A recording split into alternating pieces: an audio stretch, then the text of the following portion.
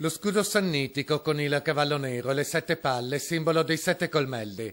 È lo stemma del comune di Noventa di Piave che tra meno di un mese sarà chiamato a rinnovare l'amministrazione comunale. 3 i candidati alla poltrona di primo cittadino. Alessandro Nardese, 53 anni, sindaco uscente, di professione assistente sociale. A capo della lista, progetto per Noventa di area centro-sinistra. Lo slogan nostro è Andiamo avanti.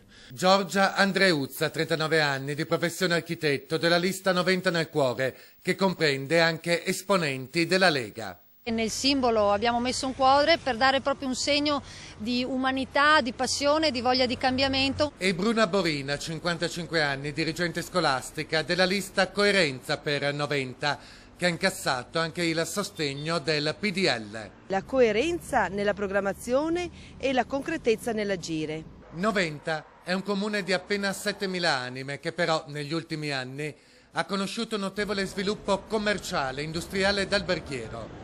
Le priorità dei 3 candidati. Il primo che è la riduzione delle competenze fiscali a carico dell'amministrazione, il secondo riguarda l'occupazione e lo sviluppo, il terzo punto riguarda far rivivere il centro storico, nell'ottica comunque di mettere al centro di questi 3 punti la persona e la famiglia. Il primo punto riguarda sicuramente il sociale inteso per le famiglie noventane prima di tutto. Il secondo di punto la sicurezza, Noventa ha bisogno di più sicurezza e questo vale per la nostra zona industriale che oggi è spesso invasa dai nomadi e dai furti nelle aziende. Mentre invece il terzo punto riguarda sicuramente lo sviluppo economico e la vivacità del centro storico. Dopo l'adozione del PAT, andare alla sua approvazione e partire con il piano di interventi, questa è la strategia del nostro comune, del nostro territorio. Seconda cosa, Noventa eccelle per la qualità dei servizi socioassistenziali, quindi asilo nido, che è l'elemento portato avanti questo primo mandato che andremo a chiudere all'inizio del secondo, in ogni caso. Terza cosa, ambiente.